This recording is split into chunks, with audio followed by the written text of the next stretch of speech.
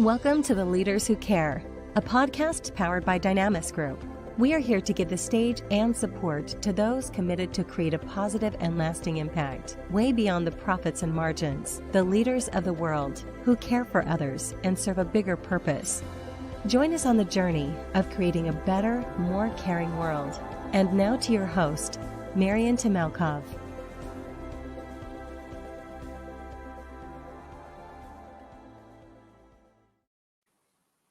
Hello, everyone.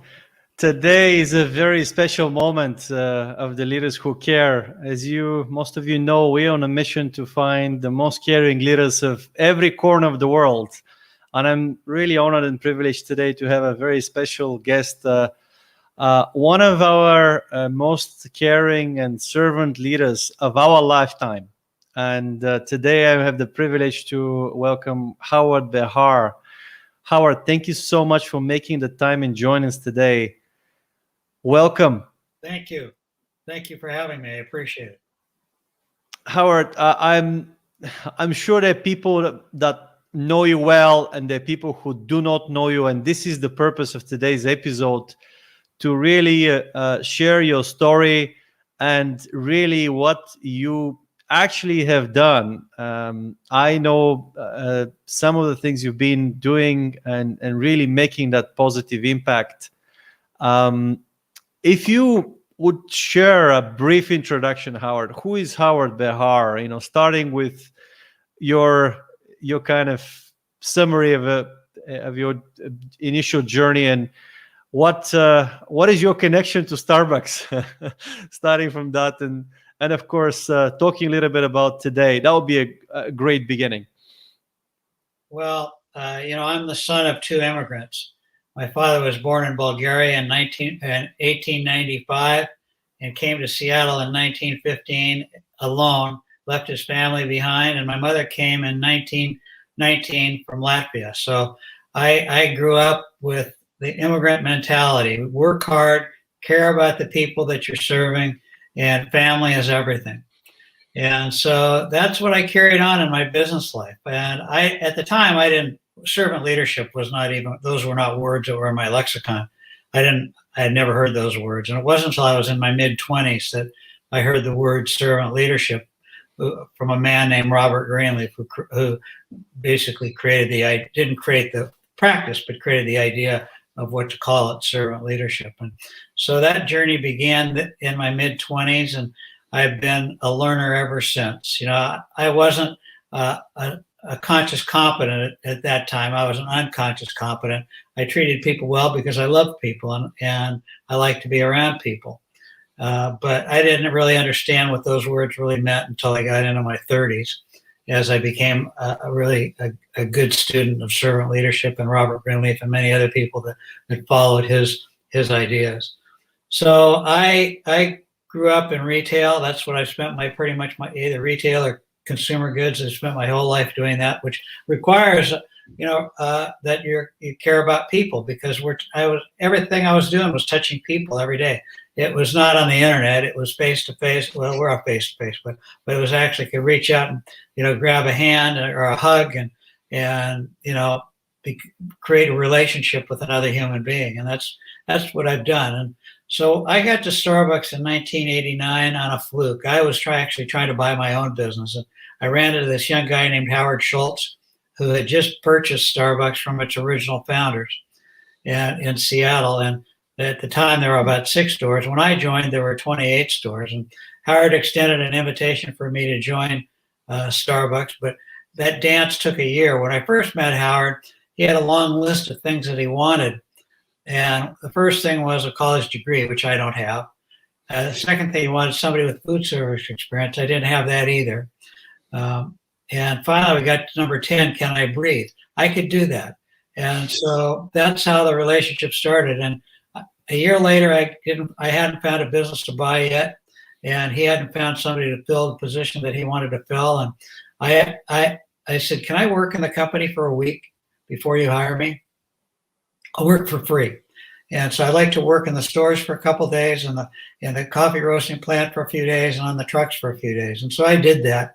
By the end of that first week, I was hooked. I said, this is the place for me. because coffee is a very social product, and it really is about people, and because people have to grow it, people have to pick it, people have to ship it, people have to roast it, and people have to serve it, and people have to drink it. And that's what makes coffee go around. So in 1989, I joined when there were 28 stores, and kind of the rest is history. Well, what an inspirational story, Howard. I just, love hearing what you mentioned about really that servant leadership and how important it is to really be interested in people and take care of them in that aspect. And Starbucks is such a great success in actually our new world or lifetime, if you like. What role care played in Starbucks' success, do you think? I think it made it was the whole thing. It was, we set out to say that we were going to treat our people with respect and dignity, and that we would truly care about them.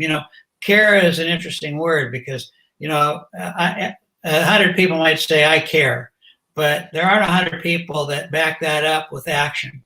That when you care, that means that you're willing to give of yourself. You're willing to give of your time. You're willing to give of your riches. You're willing to give of your emotions to help another person achieve their goals in life. And so caring was everything about Starbucks. I mean, it was always about the people. Were we perfect? No, we weren't. And but we tried to be as good as we could be and make sure that our people were being served before we were. In today's world, there's so much question mark and what do you mean care? Like, how about profit? How about business? Some people and leaders may have a question mark. How care correlates to profits? I personally believe that bottom line, care and diversity do not exclude each other. They actually unite quite well each other. And I think Starbucks is one of the greatest examples of our lifetime in current times how this have happened. But what are your thoughts on this, Howard? And what are your advice to leaders who are considering? I think it's such a great moment to renew the spirit, to revive, to look at what business should look like moving forward. Well, serving your people is not in conflict with profits. Matter of fact, it's not an either or, it's an and. It's serving your people and profits. And I've always believed the best way to get to profits is by taking care of the people that you're serving and the people that they're serving. I mean, it's a natural extension. There's no inherent conflict between loving your people and having a profitable company. It's a false dichotomy. It doesn't exist. It only exists in people's minds. And servant leadership is everybody thinks it's just a soft, gentle, well, you care about people, you don't expect any results. It's the opposite of that. Servant leadership is also about performance. And so, in order to be a good servant leader, you have to perform and your people have to perform. So they go hand in hand. They're not opposites of each other. They're in synchronicity with each other, and it works together. It's the best way I could explain it is, how do you have a happy family? How do you have a happy marriage? If you don't care about each other, right? There's no happy family. Which a family that loves to be with each other, that cares about each other. See, the profits of love are caring. And treating each other with respect and dignity.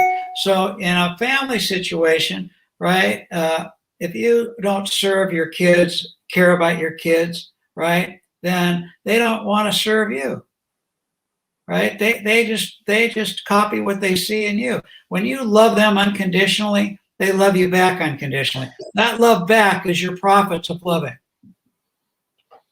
I love this so much, Howard. I personally find this it's something that it's a deep conviction, how you can actually make a difference in people's lives. And it, as I said, sometimes doesn't have to be like changing the world. The world is a living organism and it's perfect as it is, but you can positively impact to the person to the left of you, to the person to the right of you, just starting with your people around and think, hey, what can I do for them? And I know I hear a lot about different styles of leadership, and some say, and statistics suggest that this is the most effective, the most really engaging form of leadership, servant leadership, in fact. Some say it's the most difficult one in terms of achieving that state. I don't know what your thoughts are and what are the steps if you are not a servant leader. Can you become one? And what are your advice to current leaders that may not be necessarily as servant leaders today? Yeah, everybody can be a servant leadership. It's like, look, it'd be like saying, can everybody be a good father? Yes. Can everybody be a good mother? Yes, they can, but they have to work at it, right? Yeah. It just doesn't come. It's like servant leadership. You have to work at it.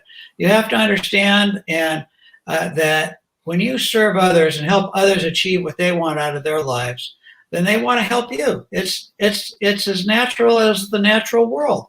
That's the way life is.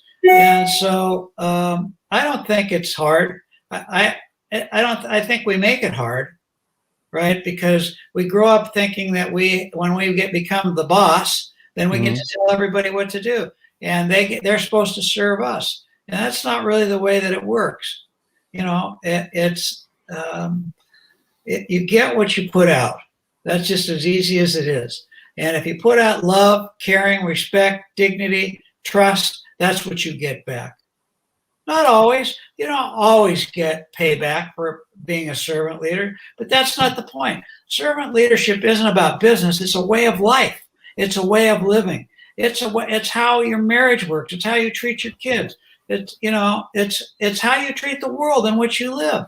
You know, if you walk by a piece of paper on the street and don't bend over or pick it up, you're not being a servant leader, right? Because being a servant leader means you care about the world in which you live. You care that the streets are clean. And if everybody picked up one piece of paper a day off the streets and wherever they live, our streets would be spotless. That's all you got to do. Bend over. Be a little humble for 15 seconds, and then put it in the waste can. You know, and that's what it takes. It's like you said, it's not big things. Servant leadership is a culmination of small things, all put together. Howard, thank you so much for sharing. And leaders of this world, please remember that everyone can be a servant leader and make a profound difference. If you're not one yet, try it out. I think you might like it. I think it's Howard, what are the kind of impacts and I guess the benefits of being a servant leader? I mean, you've lived that. This is your way of living. I love what you said. This is a way of living. But for people that are undecided, because this is also one of the missions we have, is to give stage to leaders that actually made a profound difference to the world, to the people. And what you guys have achieved with Starbucks is a deep admiration, and I honor everything you guys have achieved, to make a difference to this world. What would be your kind of maybe advice of how did it serve you by being a servant leader? Well, I think that it helped me create better relationships in the world in which I live. It made me a better person, right? A better human being. It allowed me to be myself, to show my skills. It gave me peace of mind. I never, first of all, I'm not a perfect servant leader. I'm still learning about it, and I still fail. And I still don't always do things the way that I want to hold myself accountable for doing. Every night before I go to bed, I look in the mirror and say, Howard, how did you do today?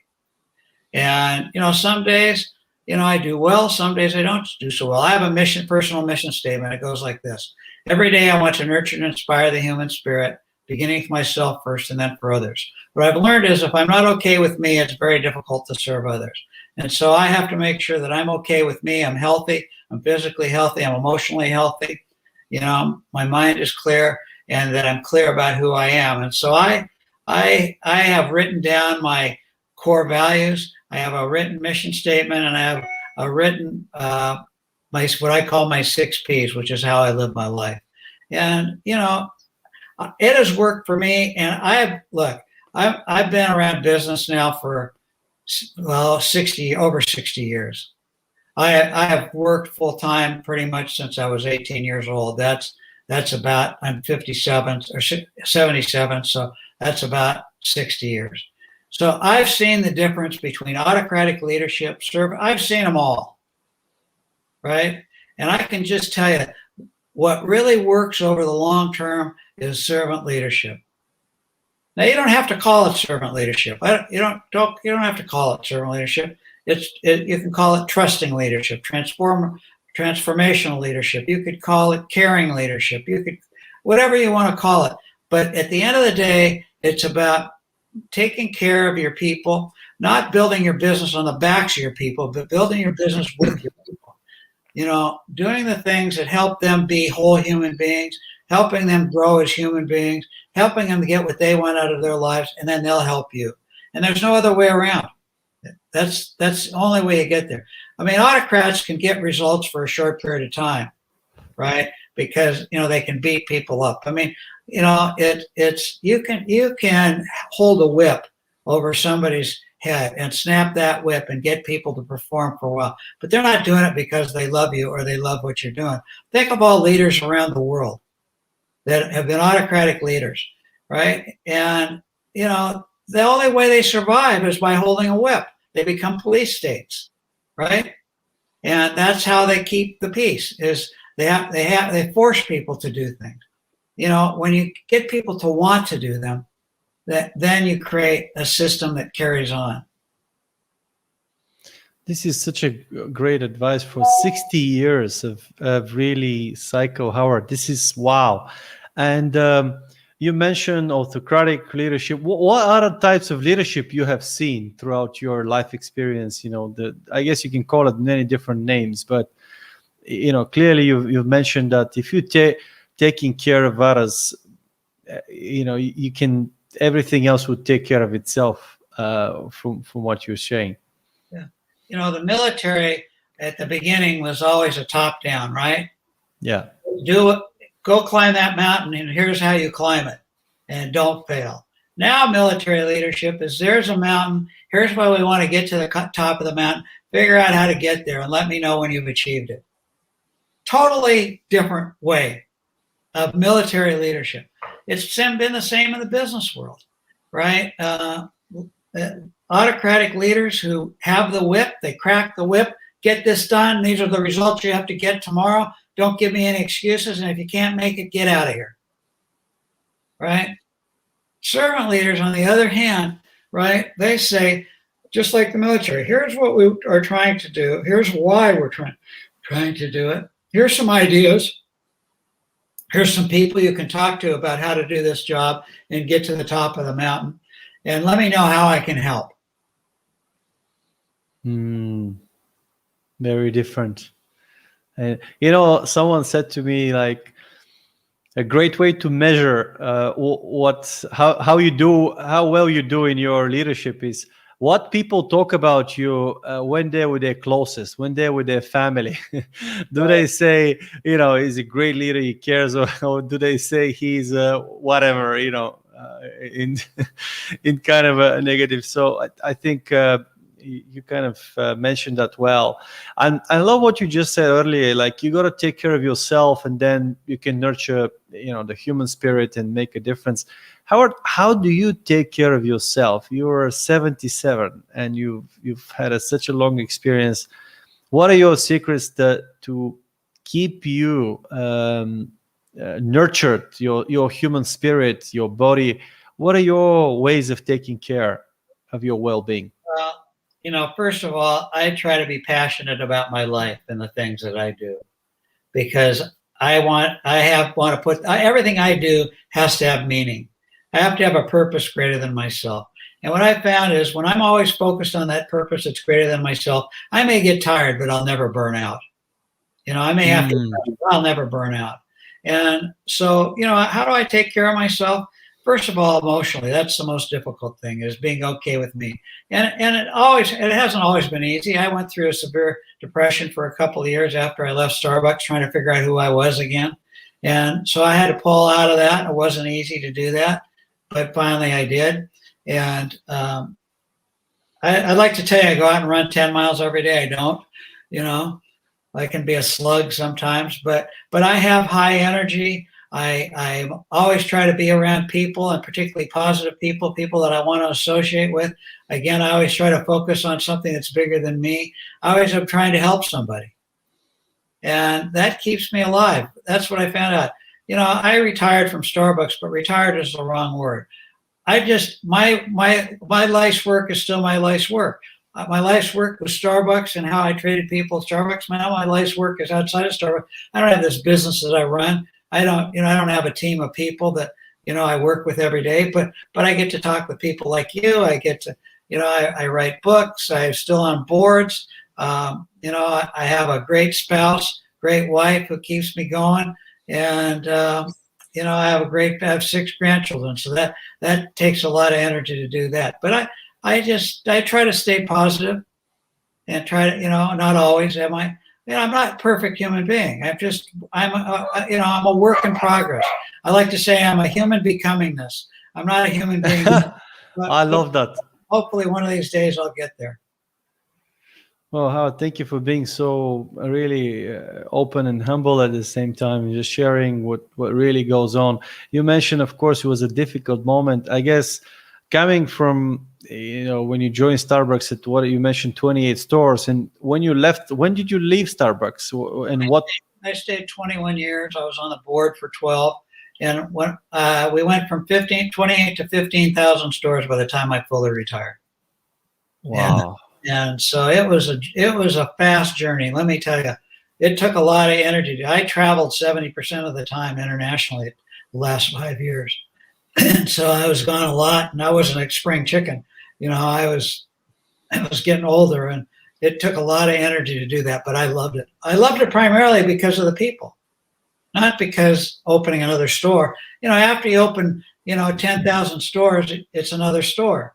But the people that were in the store, they weren't the same people. And I always got to meet new people all over the world. And that's what I love the most. Wow. How this sounds really fascinating, Howard.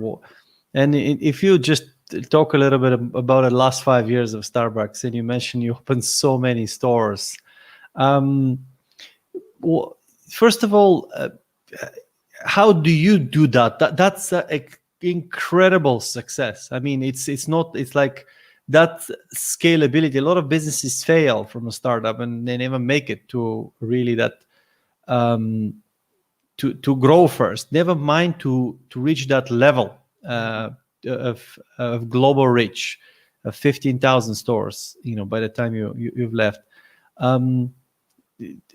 Well, I'm sure that servant leadership played a key role. It was everything. The only way you get there, the only way you get from 28 to 15,000 stores, or now 35,000 stores, is with your people. They're the ones that do it. All I could do, along with Howard Schultz and Orange Smith, was knock down the hurdles and hold our organization and ourselves accountable to our values, our stated values. That's all we could do. The people had to do it all. And that meant that they had to attach to the greater purpose. It had to be theirs, not ours. That's the only way you can get there. You don't get there doing it yourself. I did not do it. Or Howard Schultz did not do it. Our people did it. And they did it because they bought into the idea of what we were trying to do. They held us accountable, they held themselves accountable, and they made it happen. And that's the way it was. It was not any more complex or simple. Now, we had certain responsibilities. We had to go out and make sure we had enough resource. We had to raise money. We had to raise capital. We had to make sure we had enough people, good people on the team. We had to have the right people. As Jim Collins says, the right people on the bus and the wrong people off the bus. So we had to do those things. But, after a while, you've got a team of people that do those things. They're the ones out talking to the banks. They're the ones out doing all the hiring. You know, and I used to say people are my day job, the business is my night job, you know? And that's all it is. It's not, if you trust your people and you hire the right people and you all attach to the greater purpose, you've got the best chance of success. Look, servant leadership is not a guarantee. And because you're a servant leader doesn't guarantee you're going to have an economic success. You got to get over that. It's I believe, the best pathway to that and the best long-term pathway to staying there. But there's no guarantee with it. What there is a guarantee is that you're going to have a fulfilling life. That I can guarantee you. And at the end of the day, you aren't going to, you know, if you got enough money to eat and a roof over your head and some clothes on your back, right? When you're 95 years old, sitting in the rocking chair in a nursing home, you aren't going to be thinking about that. You're going to think about the people that you met along the way, right? That's what you're going to be thinking about, the friendships that you made. I love it, Howard. We have a couple of questions actually here from Stoyan Yankov, and one of them relates to very much the Starbucks time, and says, Howard, Starbucks have so many stores and different employees. How did you translate the Starbucks value and made it sure that everyone was living them? Well, you know, you're never 100% sure. Look, that's why I said the people were my day job, the business was my night job. I pretty much, after we got to 200-300 stores, I almost exclusively focused on growing the people and talking about our values. You know, I probably gave the same speech in 10,000 times, using maybe different words, but most of the time the same words, that the people were the thing. What mattered at Starbucks was the people. I coined this phrase that we weren't in the coffee business serving people, but we were in the people business serving coffee. And I just drove that.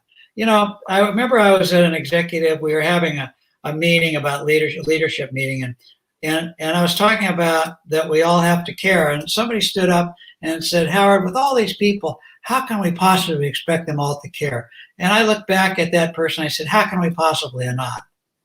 See, your expectations have to be that everybody cares. Once you say, hey, we're so big, how can you possibly expect everybody? Then you're done, right? Mm-hmm. Is everybody perfect all the time? No, of course not. But you have to expect that you're, first of all, if you care about everybody you come in contact with, you set the example and the tone. If the people that report to care about all the people that they serve, they set the example, and it goes right on through the organization. But you got to live it first. You can't say, hey, you know, take care of your customers unless you're taking care of your people. I love this, absolutely, and this is so important, and you it just kind of links into the next question, which is very much around the living example here. And again, Stan is asking, you're living an example of someone promoting that living people's first culture. Can you give some example of your experience that maybe your decision or story that represent that? Well,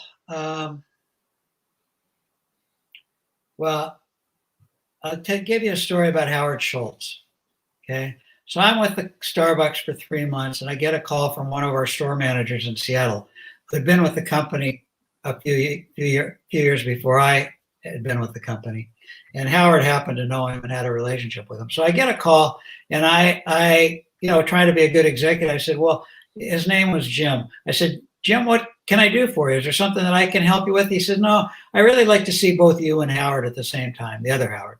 So I said, okay, Jim, why don't you come in on this day? And so I arranged to meet Jim, and he came that day, and I went and got him at the front of the office. And we walked back to Howard Schultz's office, and we sat down in Howard's office, and there was a love seat in Howard's office, and Jim and I sat in, and Howard was on the phone, and he waved his hand. He said, give me a minute.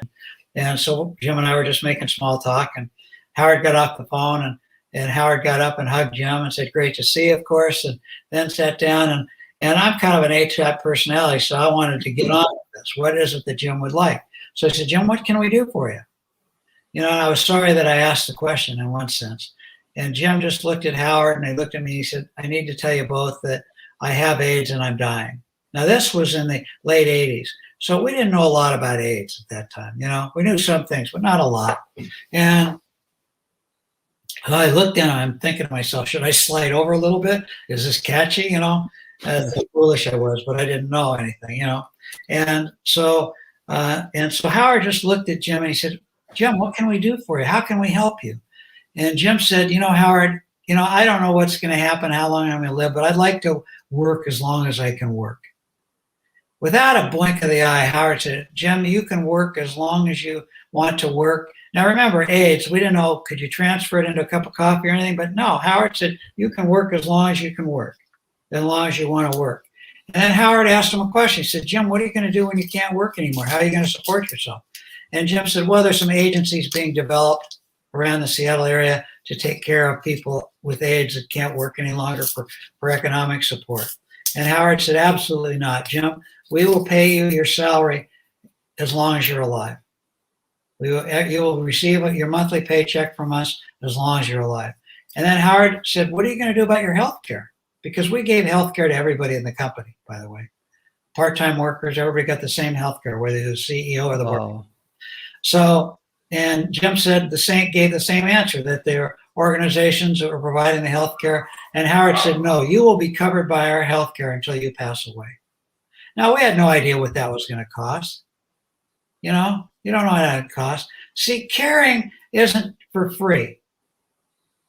We were a tiny company losing money at the time. Howard had no idea what this was going to cost. He was going to give away money that he didn't have by paying this guy's salary that wasn't working.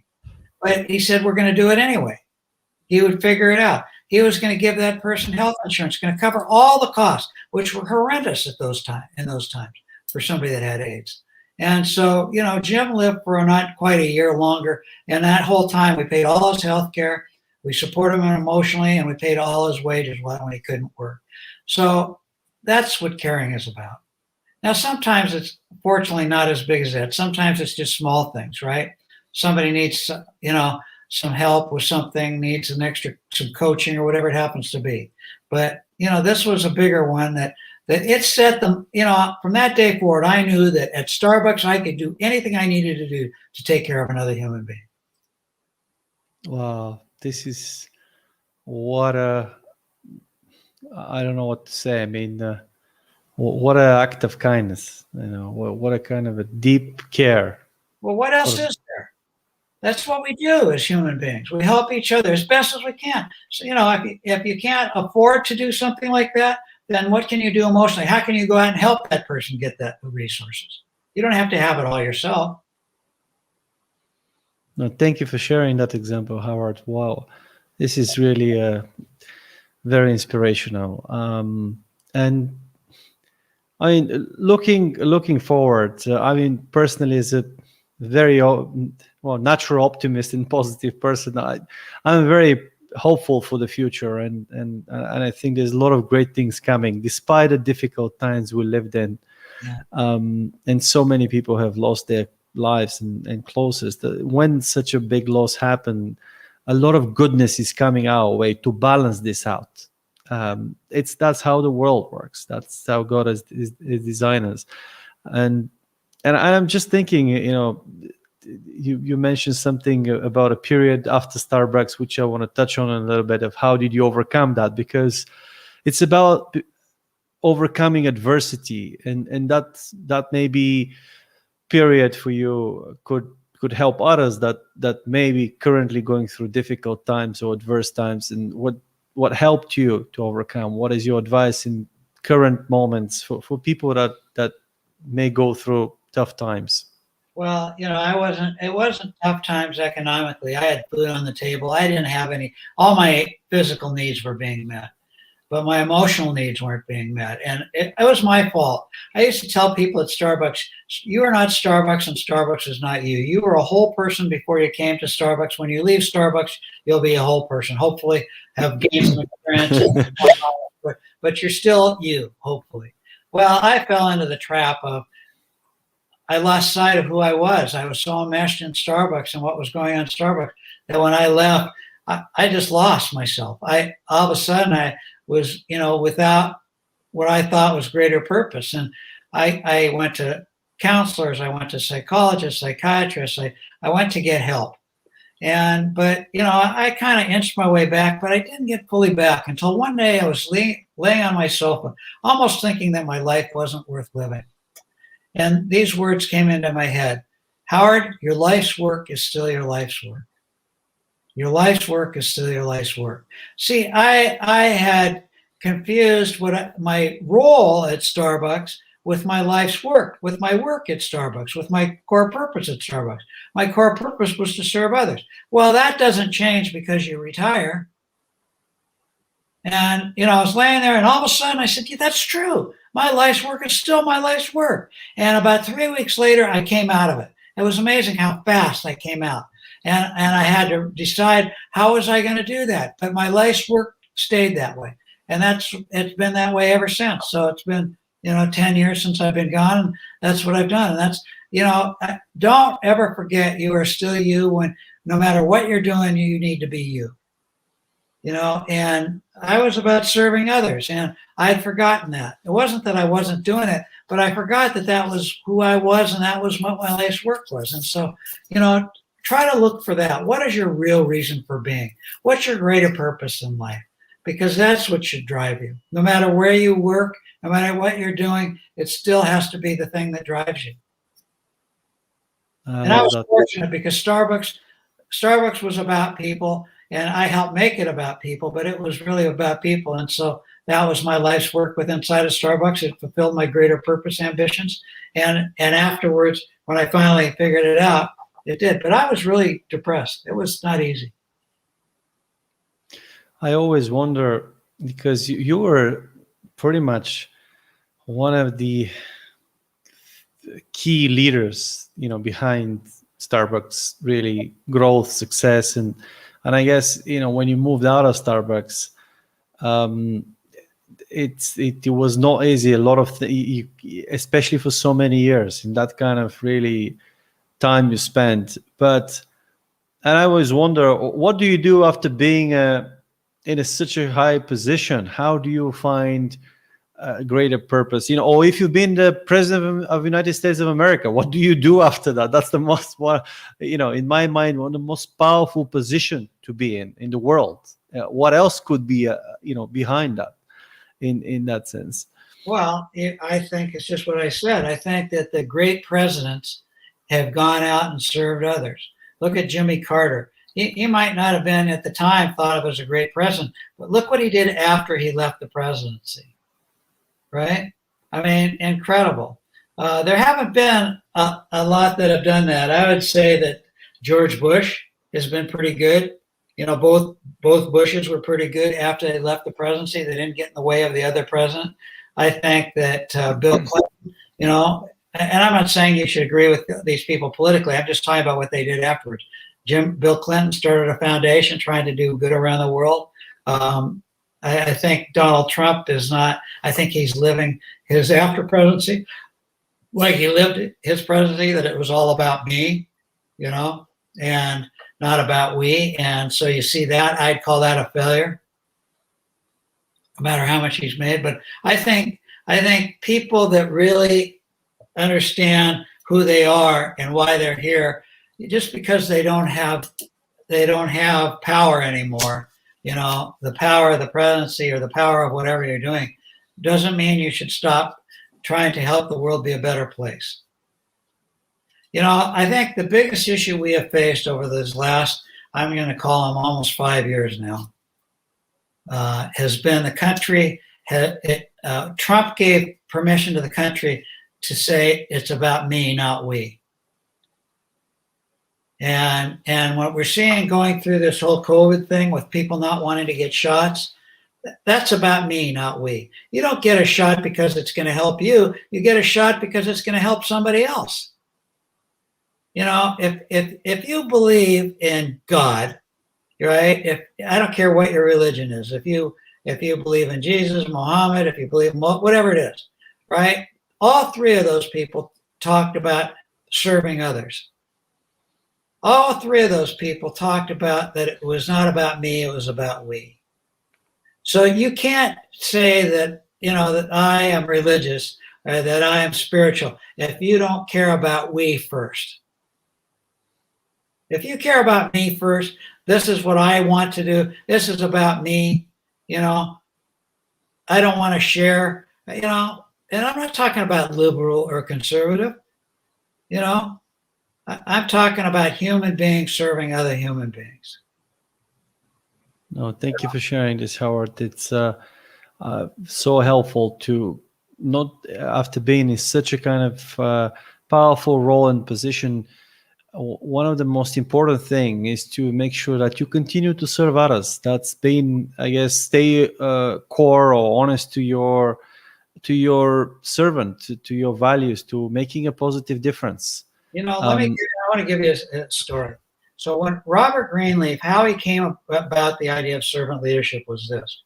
He was the head of organizational development at AT&T during the 40s and 50s. And when he retired, he looked back at his career and he asked himself a question. Who are the really great leaders in the company and why were they? And after he had kept all his papers, and after going through all his papers and doing all this research, he came to a conclusion. The leaders that were the great leaders were the ones that somehow intrinsically understood that their role was to serve their people in the journey of the organization. And when they left their organizations carried forward. They were even as successful, even more successful after that leader left. The organizations where they fell in on themselves, where they lost their way, they lost their whatever it was, were the ones that were led by autocratic leaders, where it was about that leader, not about the people. And so it goes back to the leaders that understood it was about we versus me. The organizations were the healthiest. And you see that in countries, you see it in families. You know, you see the leader that can't let go in the organization and stays way past their clothes. They want to be king for the life, right? And their organizations cave in on themselves. You watch it. We can go throughout history. Look at Yugoslavia and Tito. Right? After Tito, died, the whole thing fell apart because he did it with a whip. He could never figure out how you bring this diverse group of people together that didn't fight each other for a long time.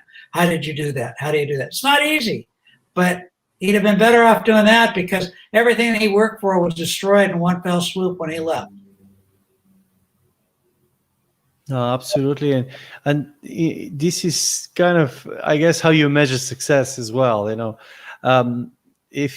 When you leave the organization, is it as successful, even more successful? That's a KPI for a leadership, right? That's the measure. That's the measure of your success. That's a measure of what you did. And I don't have any problem. I'm a humble guy, but it wasn't just me. It was lots of people. But we left that organization better than we found it, and the people carried it on and made it their own and went on. And I've got nothing to do with it. I didn't have much to do with it then, but I really don't have anything to do with it now. And I watch their success now. They've come through COVID. They treated their people with respect and dignity. They paid people even though they weren't working. They made sure they had health insurance. They did all the right things, and the organization goes forward.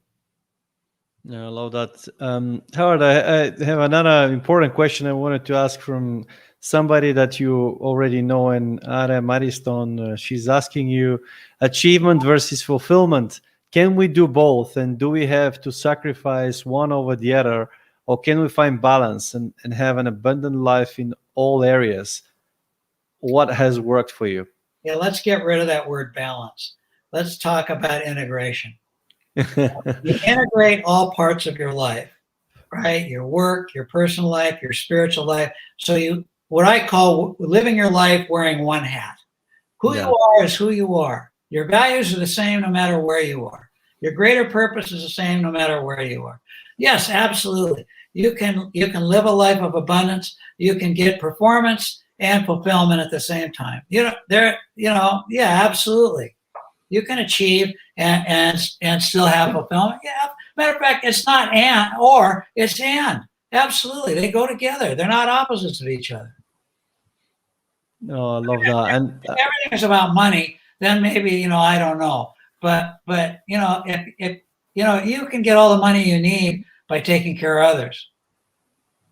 I love that. And I noticed so many people that someone said to me, the ultimate failure is to reach the top financially, let's say be a billionaire or whatever that financial means, but be miserable. That's the ultimate failure. I mean, to be a miserable billionaire, I guess, in that sense. And I guess if I ask you the question, what if somebody's in that situation, what could they do to come out of it? What would be your advice? I think that, I have a saying that you'll know. If you don't know where you're going, any path will get you there. I think, and I think you have to live your life with intention. What is it you want to be? Nobody can make that decision for you. Is it, I just want money? I want power, right? I want to rule the world. That may be your thing. All right, fine. I may disagree with that, but I think if you want to be a person that at the end of the day that people look back at and think of that purpose with love and respect and adoring, then the only way that you do that is by how you treat them. You can't do it. You can give them all the money in the world, but you can't, they say money can't buy love. It is absolutely true. I mean, if money could buy love, Bezos and Gates would still be married to their spouses. Right? Wow. No, thank you for sharing that, Howard. I think it's when you talk about really how do you treat others, and if you're in a position of that and you have everything and you don't feel fulfilled or happy, maybe start taking care of others. Yeah. That will help you. That will lift you. That will give you, try it out for a period of time and see how much, start giving, start serving, listening to people, because giving money alone, time is more important, attention is more important than money. But if you can do both, it's very powerful. You can be intentional. You can make a profound difference. You can do both. Wow. And Howard, you've done so much, and you've seen so many different leaders from, rising stars to multi-billionaires to senior corporates and so forth. And you mentioned obviously some very important strategies of what they could do to make a positive difference.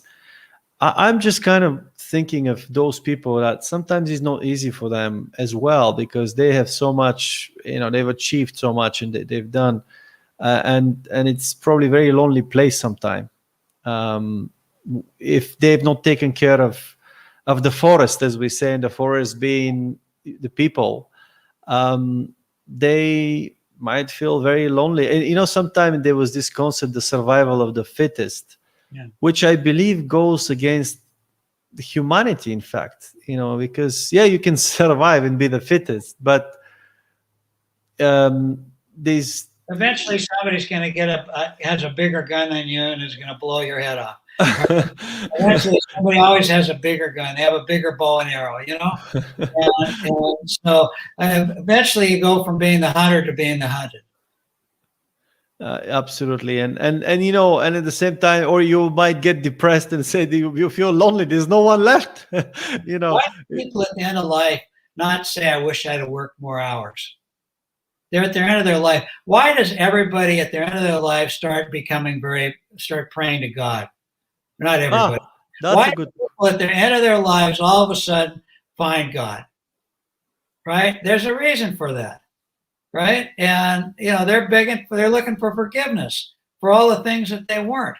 Why not start doing that? Doing the things now that are right. Then when you're on your deathbed, you can say, I did the best that I could do, and I love people, and they love me. And also, when you go to God, God will say, if I use your name, Howard, do I know you? Yeah. And maybe if he says yes, that's you've lived a life, you've made a difference, and that's kind of really makes it so you can have it all. I mean, you can have eternal life, and when you get to heaven, in that sense, really, that's you spend the time to get to know God and have that relationship on one end, but also you can have an abundant life. Absolutely. Living it on earth. That's our kind of I don't know what they call it, test, or that's our kind of really the ultimate game, that makes a profound difference. Yeah, the Italians call it abbondanza. When they see a shelf that it's not just 2 apples on the counter, but it's full of apples, and you see the beauty in it all, right? And so live a life of abbondanza, right? And of abundance, absolutely. Love it. Leave today. I don't, I want to make sure I read something to you. I think we'll bring it all together. And this was a quote from a movie, and we'll see if you know what it is. This is your test today. Sure. Okay, for what it's worth, it's never too late, or in my case, too early to be whoever you want to be. There is no time limit. Stop whenever you want. You can change or stay the same. There are no rules to this thing. We can make the best of it or make the worst of it. But I hope that you make the best of it. And I hope you see things that startle you. I hope you feel things you've never felt before. I hope you meet people with a different point of view. I hope you live a life that you're proud of. And if you find that you're not, I hope you have the strength to start all over again. It's never too late or too early to be who you want to be. Right? And we all have the strength to do that. And this was a quote from The Curious Case of Benjamin Button. So it was a movie. I remember it was a story how he started older and he became younger and younger and younger throughout the movie. And it's a quote, right? I hope you live a life you're proud of. And if you find that you're not, I hope you have the strength to start all over again. And sometimes we have to make a fresh start. What an encouraging statement, Howard. Thank you so much for sharing that. Wow. That makes it, because I really deeply care about all those people that have so much power or in such a position, but sometimes they suffer. And they don't have to. They can make because, if they find their own way and as you said, start over or find something that really makes them proud, a life that they're proud of and fulfilled, they can do so much goodness to so many other people. I just think, and deeply care about how we could share those best practices. And that's amazing in what you were just brought today. And Howard, just to kind of understand, after doing so much and being at this stage where you are, some say that if we do certain things right, the life expectancy the average life expectancy will be over 130 years. So you're probably just about halfway, just a little over. Yeah, but it's somewhere out there. You're just over the 50%. But if you look at that, but I'm just trying to ask you, what excites you these days, Howard? What are the things that gives you energy, in this moment in time? Well, I think primarily my family, my kids. I watch them. They're older. They're 50 and 48, and I watch them develop their lives, raise their kids. My grandkids. It gives me tremendous energy. My wife, Lynn, who's incredibly smart and is the giver in the family. She's an incredible woman. She was an oncology social worker dealing with people that were dying of cancer in their families. So she knows about caring. And and I have two little dogs, Havanese. They're my best buddies. They give me life and the ability to serve others, the ability to share here. This is a gift for me. You don't understand that. I mean, I hope people get something out of it that's meaningful for them. But the truth of the matter is, this is a gift for me to be able to talk about the things that are meaningful for me that I think can help people have a better life. Doesn't get better than that. And I love life. Do I always love life? Am I always up? No, I'm not. I'm not always up. Nobody is always up. But for the most part, I am. And for the most part, I try to live a productive and caring and serving life. I don't need much. I'm pretty simple. No, I love that. And it's great that you find really this inspiration. You watch your family really grow, develop, and witness that. And Howard, really looking at, if you close your eyes and kind of have a dream and say, hey, what how do you imagine, what do you dream of for a better world, in a short term, but also more long term? What are the kinds that you see for a better world? Well, number one, that we find a common purpose. That we understand when we say freedom, there are other things that go with freedom: accountability and responsibility. Freedom is not free. Freedom is about we, not me. Right? So I hope that is how we move forward, that we begin to understand that, and that our leaders talk about that. We can all have differences of opinion about whether or not we want, everybody socialized medicine, or we want this or we want that. But the understanding that we're here to help each other and that it's about us, I hope that we can get to that, because the only way humanity is going to survive is if we understand at the end of the day, the world in which we live is getting smaller, smaller, smaller, and smaller. And until we find a pathway towards me is going to destroy us. And so I hope that we move that way. And, I believe that eventually, we'll get more that way. And, will it always be? No, because human beings are human beings. But I'd like to see that. I'd surely like to see in the country I live in, the United States, a movement more towards we, not me. Because I think that's how we build a great society, a diverse society that works together, that plays together, that loves each other, and adds value to the world in which we live. And then we'll all have abundance. You can't have abundance if nobody else has it, right? You can be rich for a little while, but eventually you're not. Absolutely. You can't take your money with you, as I say. Absolutely. And you said something very important, a value that really highly, what are the top values in what I currently believe in, and freedom, and even in many religions and others, but especially, when you talk about God and Jesus, and it's actually the freedom of choice. Yeah. God doesn't ask you to follow him or nothing. It's your choice, it's, yes, you have consequences with that, as you said, if you do certain things, because God doesn't become a partner halfway or at the end of the journey.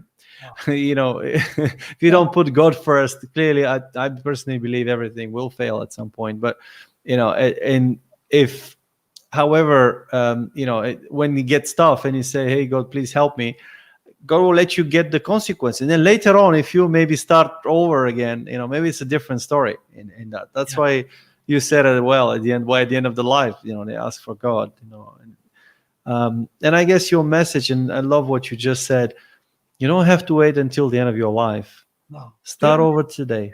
If you're 15 years old, it's never too early to start living an intentional life, living a life of purpose. Or if you're 85 years old and you're towards the end of your life, you can still do that. It's how you live today.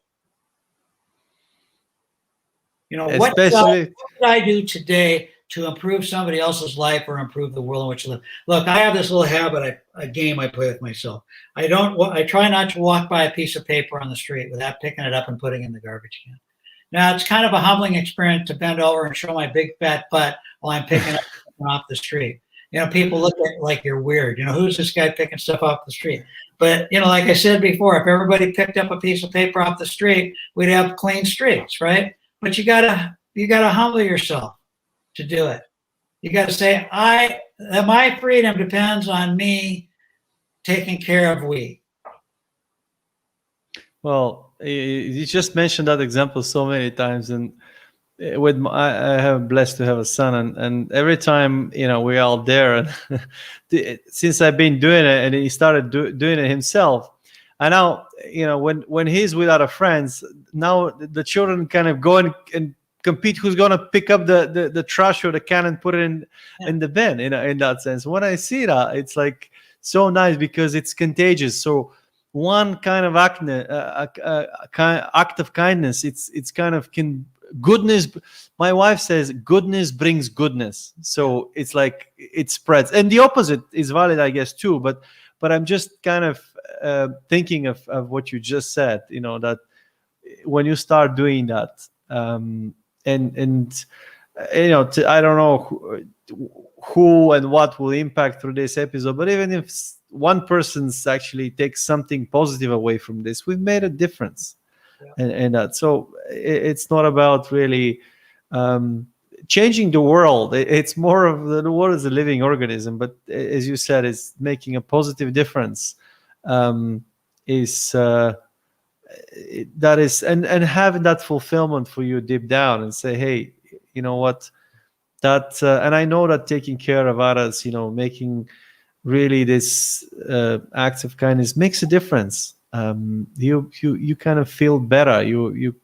It sometimes is difficult, and people may feel exhausted, may feel they might have failed, but I don't think failure exists. If you fail on Monday, you can make it on Tuesday. You just have a good sleep. Yeah, exactly. Yeah. And you can persist with it.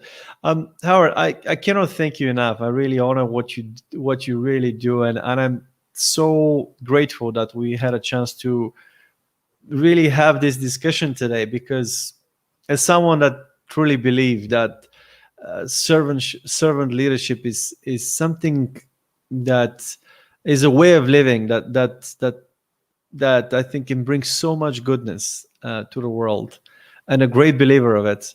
It was an honor to have you, because you are a living legend to me personally, and that. So what I've seen, what you have done, and I know you're very humble. You wouldn't want to talk about it, but I know for years, 6 years of experience, and this is a great wisdom in what you shared today. So I'm really grateful for what you have done. Any final words, Howard, that you want to share for our audience? Yeah, live a life of kindness and a life of intention. Don't wake up one morning 50 years from now, or 20 years from now, or 10 years from now, and say, I didn't do what I wanted to do. Thank you, Howard. First of all, thank you for being a leader who cares. Thank you for serving others and making our world a better place. And thank you for really sharing and inspiring so many. I'm just grateful and honored to have you today. God bless you and your family, and 1,000 generations ahead of you. Thank you, Marian. I appreciate that. Thank you.